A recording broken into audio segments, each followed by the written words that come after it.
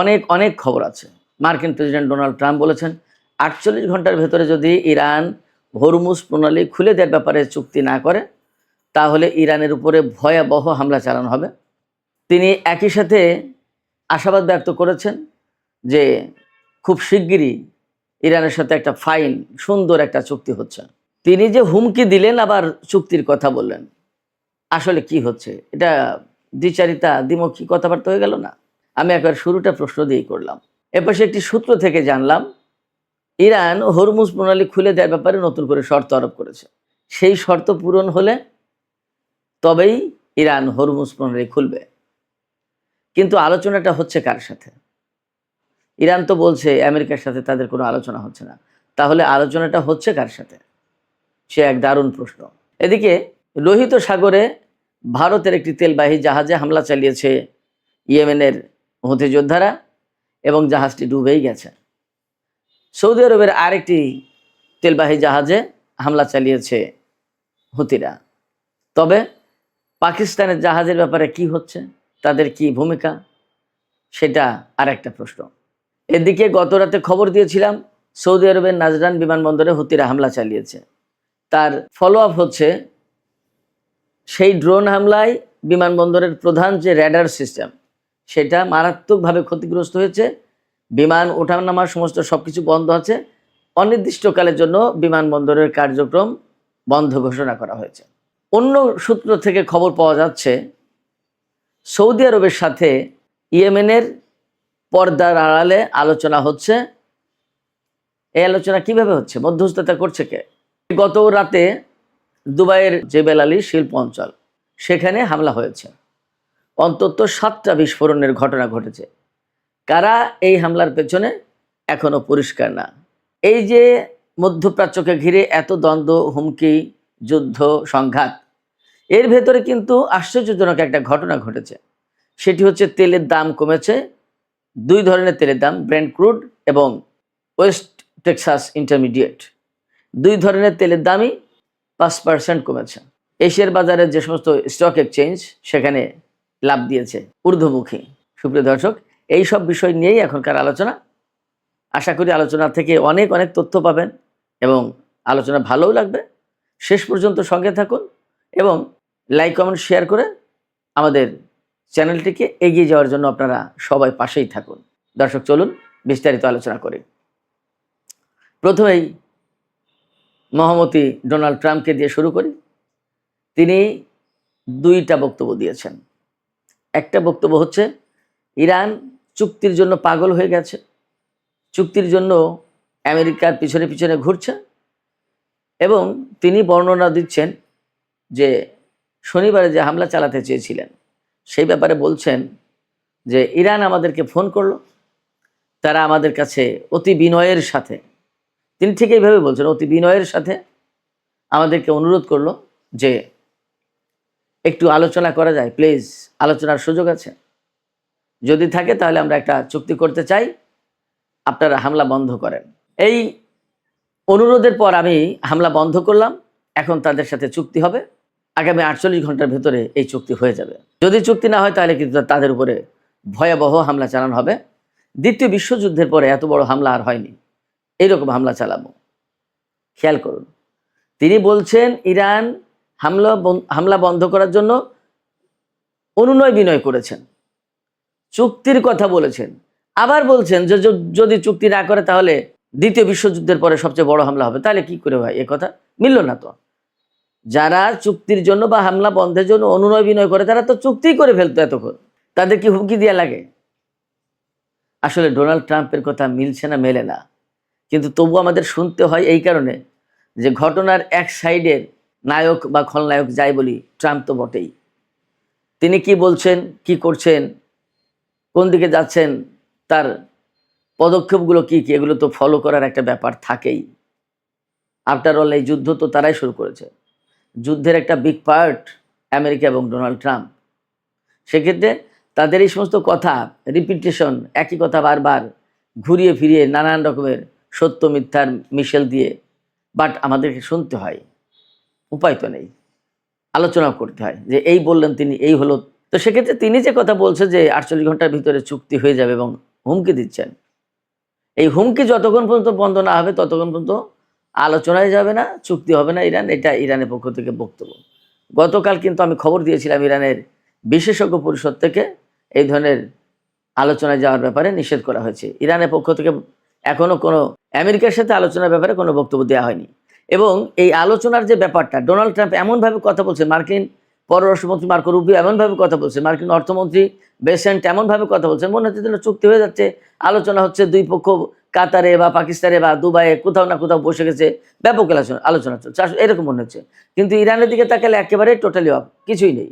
তারা বলছে যে এই আলোচনা হচ্ছে ওমানের সাথে আমাদের, এবং এটা সম্পূর্ণভাবে ওমানের সাথে আমাদের এই হরমুজ প্রণালী আমরা কীভাবে ব্যবহার করব, ভাগ করব, এই বিষয়টা নিয়ে আমেরিকার সাথে কোনো সম্পর্ক নেই।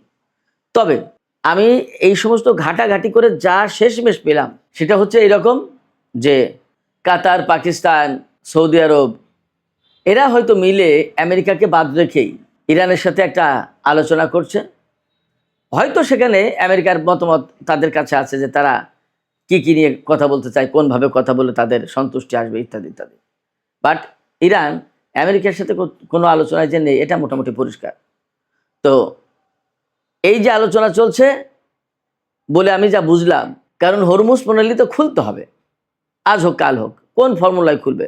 এখানে এই হরমুজ প্রণালী ব্যবহার করে তো কাতার তার তেল গ্যাস রপ্তানি করে, কুয়েত, বাহরাইন, সৌদি, ইরাক, সংযুক্ত আরব আমিরাত সবাই। সেক্ষেত্রে হরমুজ প্রণালী তো এই আঞ্চলিক দেশগুলোর জন্য খোলা প্রয়োজন। হয়তো তারা মিলে আলোচনা করছে, সেখানে ইরান শর্ত দিয়েছে। আমি আপনাদেরকে 4টা শর্ত জানাচ্ছি, খুব ইন্টারেস্টিং। হরমুজ প্রণালী এলাকা থেকে আমেরিকার নৌ অবরোধ ইমিডিয়েটলি, খুবই দ্রুত তুলে নিতে হবে, নাম্বার 1। নাম্বার 2, ইরানের তেল, গ্যাস এবং তেলজাত পণ্য যে রপ্তানি করে এটার উপরে আমেরিকার যে নিষেধাজ্ঞা আছে সেই নিষেধাজ্ঞা তুলে নিতে হবে। 3 হচ্ছে হরমুজ প্রণালী দিয়ে যে সমস্ত জাহাজ চলাচল করবে তাদের উপর থেকে ফি আদায় করবে, সে যে নামেই হোক না কেন। এই ফি আদায় করবে ইরান এবং এটা বৈধ বলে মেনে নিতে হবে। নাম্বার 4, হরমুজ প্রণালী দিয়ে পারস্য উপসাগরে যে সমস্ত জাহাজ প্রবেশ করবে, ঢুকবে, সেই সমস্ত জাহাজের উপরে পূর্ণ কন্ট্রোল থাকবে ইরানের। অর্থাৎ কোনটা যাবে, কোনটা ঢুকতে পারবে, কোনটা ঢুকতে পারবে না, এটা ইরান ঠিক করবে। আর যে সমস্ত জাহাজ পারস্য উপসাগর থেকে বের হবে তাদের উপরেও অবজারভেশন চালাতে পারবে, তাদের দেখভাল করবে বা তাদের উপর পর্যবেক্ষণ চালাতে পারবে ইরান। এই 4টা শর্ত মেনে নিতে হবে, তাহলে ইরান হরমুজ প্রণালী খুলে দেবে।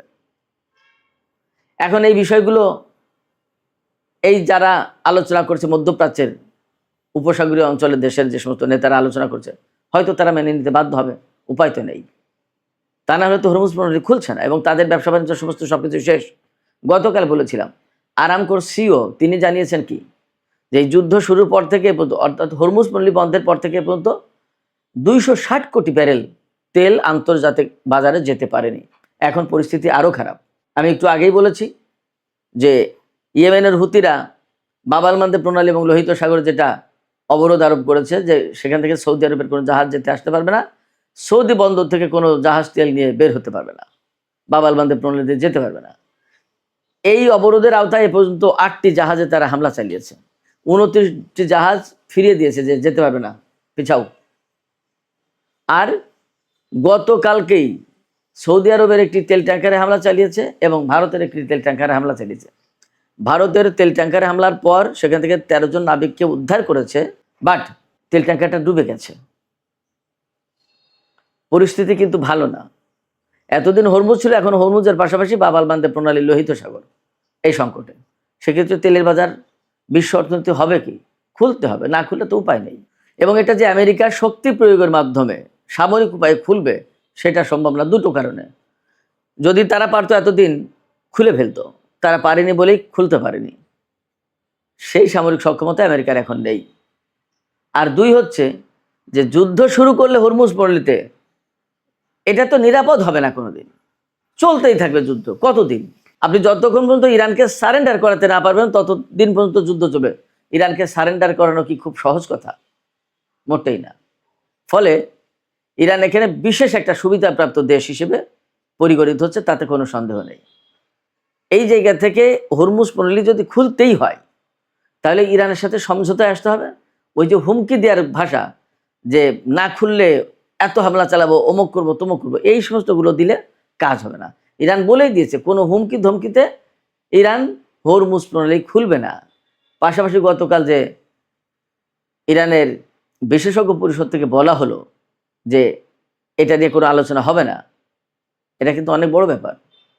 সেক্ষেত্রে আমেরিকার সাথে যদি চুক্তি না হয়, এই অঞ্চলের দেশগুলোর সাথে যদি ইরানের চুক্তি হয় এবং এই অঞ্চলের দেশগুলো যদি আমেরিকাকে বাধ্য করে যে ভাই তোমার অবরোধ সরাও, আমরা আর পারছি না, তাহলে সে কিন্তু বাধ্য সরাতে। এরই ভিতরে খবর পাওয়া যাচ্ছে নতুন করে সৌদি আরব তার ঘাঁটি এবং মাটি ব্যবহার করতে দিতে চায়নি আমেরিকাকে। সেদিনের যে হামলা, সেই হামলায় তো প্রধানত সৌদি যুবরাজ মোহাম্মদ বিন সালমান ডোনাল্ড ট্রাম্পকে ফোন করে ঠেকিয়েছে যে এই হামলা করলে একদম সর্বনাশ হয়ে যাবে, খবরদার। আবার ইয়েমেনিদের সাথে পর্দার আড়ালে সৌদি আরব আলোচনা করছে তাদের জ্বালানি এবং সহায় সম্পত্তির উপর যাতে ইয়েমেন হামলা না করে। তো যখন এই আলোচনা ম্যাচিউর হবে তখন ইয়েমেন বলবে না যে তোমার জ্বালানি তোমার সম্পদ আমি নিরাপদ করবো আর তুমি আমার উপরে অবরোধ দিয়ে রাখবে, এটা তো হতে পারে না। সেক্ষেত্রে আমার উপর থেকে অবরোধ তোলো, আমার বিরুদ্ধে যুদ্ধ তুমি বন্ধ করো, শান্তিতে থাকি, তা না হলে তোমার বিরুদ্ধে আমার হামলা চলবে। এই আলোচনা চলছে ওমানের মাধ্যমে। ওমানের মধ্যস্থতায় সৌদি আরব এবং ইয়েমেনের ভেতরে পর্দার আড়ালে একটা আলোচনা চলছে। আমি আপনাদেরকে আরেকটা কথা বলতে চেয়েছিলাম, ইন্টারেস্টিং। ইয়েমেনিরা যে লোহিত সাগরে অবরোধ আরোপ করেছে বা বালবান্দে প্রণালীতে জাহাজ যেতে দিচ্ছে না সৌদি তেল নিয়ে, এই ব্যাপারে পাকিস্তান এবং চীনের ব্যাপারে ইয়েমেনিরা কিন্তু ভিন্ন ঘোষণা দিয়েছে, ভিন্ন দৃষ্টিভঙ্গি তাদের। পাকিস্তানের জাহাজকে এবং চীনের জাহাজকে তারা যেতে দিয়েছে। এই পর্যন্ত যতদূর জানতে পারলাম, সৌদি আরব থেকে তেল নিয়ে চীনের 21টি জাহাজ বাব আল মান্দেব প্রণালী পার হয়েছে, যতদূর মনে পড়ছে, যতদূর জানতে পারলাম। এবং পাকিস্তানেরও একটা দুটো জাহাজ পার হয়েছে, এদের সাথে এক ধরনের সমঝোতা হয়েছে। বাট মোটা দাগে সৌদি আরবের কোনো তেল এবং সৌদি আরবের কোনো জাহাজ ইয়েমেনিদের সম্মতি ছাড়া বের হতে পারছে না, বের হতে পারবে না। এদিকে গত রাতে দুবাইয়ের জেবেল আলী বন্দর এবং জেবেল আলী শিল্পাঞ্চল, এই শিল্পাঞ্চল, এখানে সারা বিশ্বের খুব নামি দামি বড় বড় বহু কোম্পানির অফিস আছে, কারখানা আছে, এখানে হামলা হয়েছে। অন্তত সাতটি বিস্ফোরণ হয়েছে। এই বিস্ফোরণ এবং এই হামলা কারা করেছে এটা পরিষ্কার না, তবে ধারণা করা হচ্ছে বা অনেকেই সন্দেহ করছে যে ইয়েমেনের হুতিরা করে থাকতে পারে। এই হামলার অর্থাৎ বিস্ফোরণের পর কালো ধোঁয়ায় ছেয়ে যায়, ধোঁয়া এবং আগুনের কুণ্ডলি উঠতে দেখা যায়। এই বিষয়টা ভিডিও করার জন্য চেষ্টা করেছিল দুইজন ব্যক্তি, হয়তো কেউ কেউ আরও বেশি, বাট দুইজনকে আটক করা হয়েছে। ডোনাল্ড ট্রাম্পের হুমকি নিয়ে আমি আরেকটু কথা বলি। ডোনাল্ড ট্রাম্প যখন ইরানের বিরুদ্ধে হামলা চালানোর ব্যাপারে ব্যাপক হুমকি দিচ্ছেন যে যদি চুক্তি না করে তাহলে ইরানকে একেবারে ধ্বংস করে দেওয়া হবে। খুব বাস্তব কথা হচ্ছে কি জানেন, আমেরিকার আসলে সেই সক্ষমতা এখন নেই। গত রাতে আমরা একটা খবর দিয়েছিলাম, আমেরিকার কাছ থেকে তাদের দূরপাল্লার খুব গুরুত্বপূর্ণ দুটি ক্ষেপণাস্ত্র, আর্মি ট্যাকটিক্যাল মিসাইল এবং প্রিসিশন স্ট্রাইক মিসাইল, এই দুটো মিসাইল ব্যাপক মাত্রায় কমে গেছে। কিন্তু আজকে তার ফলো আপ রিপোর্ট কি জানেন? সিএনএন বলছে, সিএনএন কিন্তু আমেরিকার খুবই প্রভাবশালী একটি পত্রিকা, শুধু সিএনএন না, আরও অনেক পত্রপত্রিকা এবং গণমাধ্যম টেলিভিশন চ্যানেল বলছে যে আমেরিকার হাতে শুধু ওই দুটো ট্যাকটিক্যাল মিসাইল এবং প্রিসিশন স্ট্রাইক মিসাইল, এই দুটো শেষ হয়নি, থার্ড 80% শেষ, পেট্রিয়ট অর্ধেকের বেশি শেষ। আমেরিকার হাতে যুদ্ধের আগে 400 সামথিং থার্ড ক্ষেপণাস্ত্র ছিল, তার 80% শেষ হয়ে গেলে আর কয়টা আছে? পেট্রিয়ট 2000 সামথিং ছিল, তার অর্ধেকের বেশি শেষ হয়ে গেছে। আর ওই যে দুই রকম আর্মি ট্যাকটিক্যাল মিসাইল এবং প্রিসিশন স্ট্রাইক মিসাইল, যেটা এই দুটো তো প্রায় শেষের পথে। আরও অনেক। আরও কয়েকদিন আগে আমি একটা খবর দিয়েছিলাম যে ভারত মহাসাগরে অবস্থিত মার্কিন জাহাজ থেকে ক্ষেপণাস্ত্র ছোড়ার মতো ক্ষেপণাস্ত্র নেই।